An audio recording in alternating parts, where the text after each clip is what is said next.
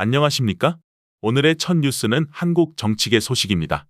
그동안 국민의힘의 비례대표 위성정당인 국민의밀의 초대 당대표에 누가 될 것인가에 대해서 많은 국민들의 관심을 나타내고 그에 따라 유력한 후보들이 이름들이 오르내렸으나 정작 발표된 이름을 보고 많은 사람들이 역시 한동훈 위원장이구나 하며 한동훈 위원장이 신의 한 수를 두었다는 의미를 말하기도 했습니다.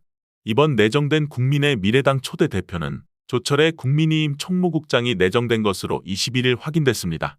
국민의힘 위성정당인 국민의미래는 한국 시간 23일 서울 여의도 중앙당사에서 창당대회를 열고 조 초대 대표가 취임할 예정입니다.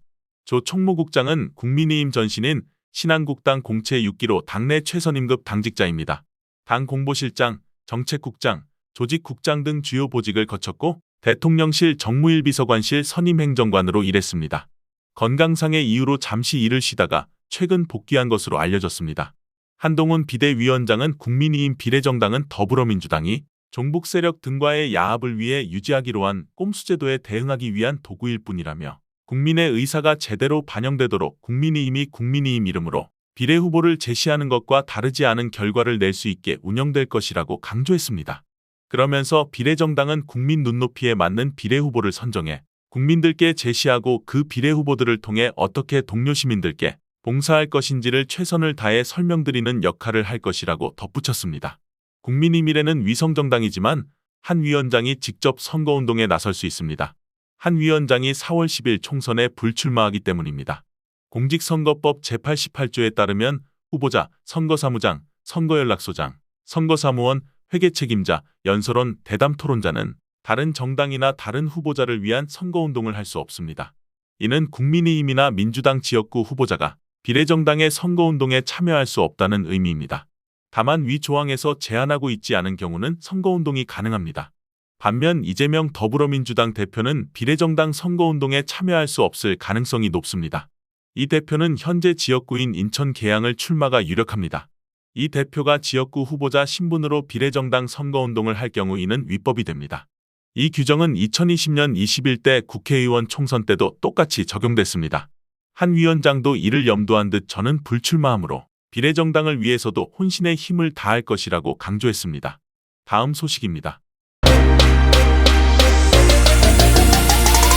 다음 뉴스입니다. 민주당은 서울시가 건립 추진 중인 이승만 건국 대통령 동상의 계획을 이념 문제로까지 몰아가며 반대를 하면서 건립 추진하고 있는 서울시를 맹공격하고 있습니다.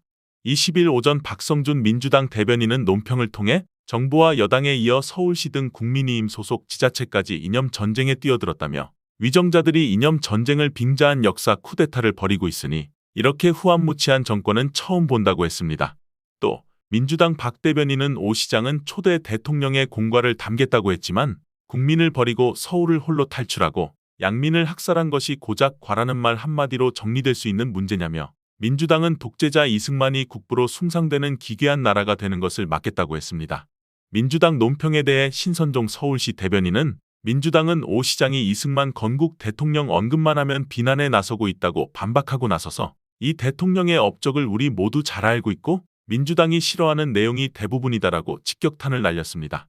이와 함께 이 대통령의 업적을 하나하나 나열해가며 민주당의 말도 안 되는 주장에 반박하고 나섰습니다.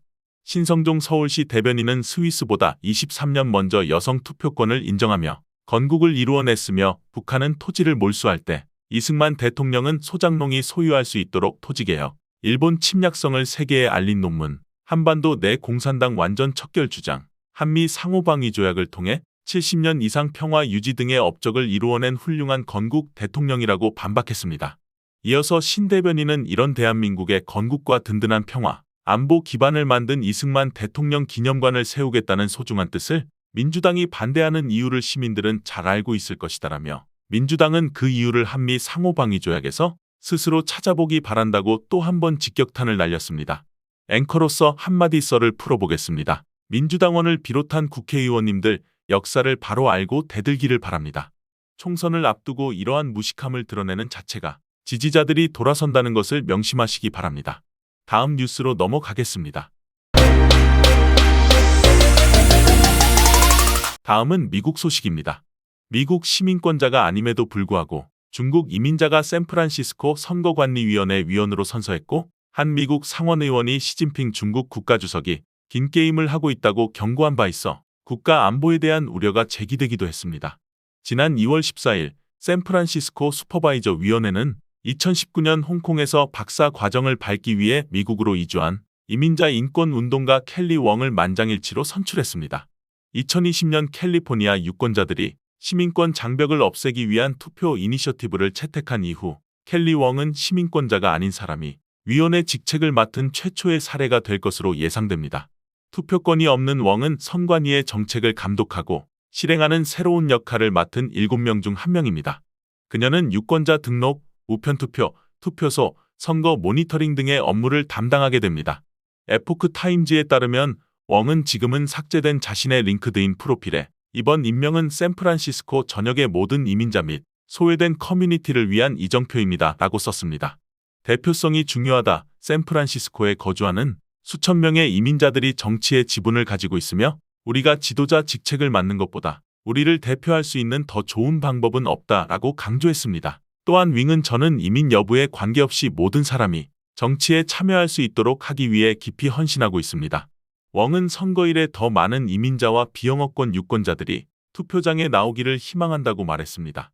영어에 능통하지만 정치적 대화와 활동에 참여하는 것은 말할 것도 없고 새로운 시스템을 탐색하는 데 여전히 어려움을 겪고 있습니다. 라고 그녀는 지역 TV 매체인 KQED와의 인터뷰에서 말했습니다.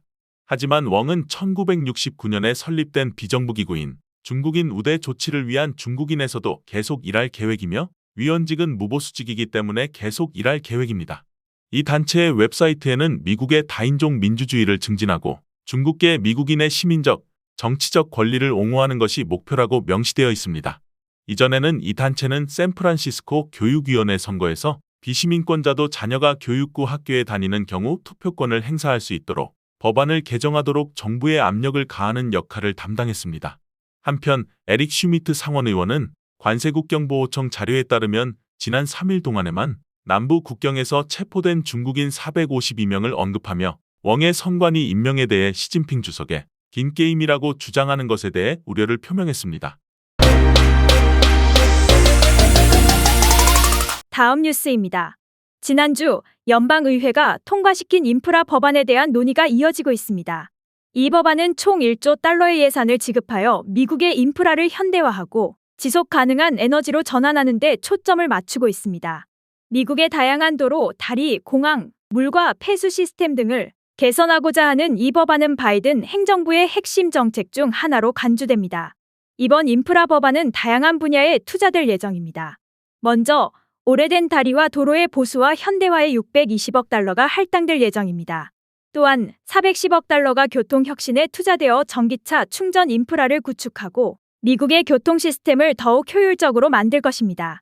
이외에도 110억 달러가 수송 시스템의 교통 안전을 개선하고 73억 달러가 교통 철도에 투자될 예정입니다. 인프라 법안은 또한 미국의 녹색 에너지 전환을 촉진합니다. 100억 달러가 교통 부문에 녹색 에너지를 지원하며 이는 친환경 차량과 인프라를 확대하고 오염을 줄이는 데 도움을 줄 것으로 예상됩니다. 또한 50억 달러가 물과 폐수 인프라 개선을 위해 투자될 예정입니다. 이번 인프라 법안은 미국의 일자리 창출을 목표로 합니다. 500만 개 이상의 일자리를 창출할 것으로 예상되며 건설 및 인프라 프로젝트에 관련된 수많은 미국인들이 취업 기회를 얻을 수 있을 것입니다. 이는 경제 활성화와 함께 실업률 감소에도 기여할 것으로 예상됩니다. 바이든 대통령은 이 법안을 미국의 미래를 현실로 만들기 위한 중요한 발걸음이라고 설명했습니다. 이와 함께 다음 주에 예정된 서명식을 통해 이 법안이 공식적으로 발효될 예정입니다. 이상 오늘의 뉴스를 마칩니다. 지금까지 시청해주신 여러분께 감사드립니다. 다음 시간까지 안녕히 계십시오.